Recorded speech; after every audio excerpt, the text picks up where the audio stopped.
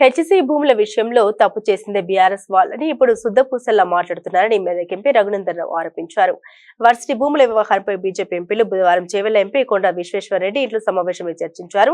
అనంతరం మీడియాతో మాట్లాడారు. 1974లో నాటి కాంగ్రెస్ ప్రభుత్వం యూనివర్సిటీ అవసరాల కోసం 2324 ఎకరాల భూమిని కేటాయించిందని రఘునందన్ రావు తెలిపారు. పలు ప్రభుత్వ కార్యాలయాలకు లీజుకిచ్చిన అనంతరం మిగిలిన 2185 ఎకరాలను యూనివర్సిటీకి బదలాయించాలనేషన్ లేదంటూ 2012లో అప్పటి రంగారెడ్డి జిల్లా కలెక్టర్ భూ పరిపాలన ప్రధాన కమిషనర్ కు లేఖ రాశారన్నారు. అప్పుడే భూమిని వర్సిటీకి అల్మినేషన్ చేసి ఉంటే ప్రస్తుత వివాదమే ఉండేది కాదని తెలిపారు. ఈ భూముల నుండి 400 ఎకరాలు ఐఎంజీ సంస్థ కేటాయించారని, ఆ తర్వాత ఒప్పందం రద్దు చేయడంతో ఆ సంస్థ కోర్టుకు వెళ్లిందని గుర్తు చేశారు. ప్రస్తుతం ఇందిరమ్మ పాలనలో మిగిలిన భూములకు ప్రహారీ కట్టి వర్సిటీకి అప్పగించాలని కాంగ్రెస్ నాయకులను డిమాండ్ చేశారు. 2012లో రంగారెడ్డి జిల్లా కలెక్టర్ ఇచ్చిన నివేదిక సీసీఎల్లో పెండింగ్ లో ఉందన్నారు.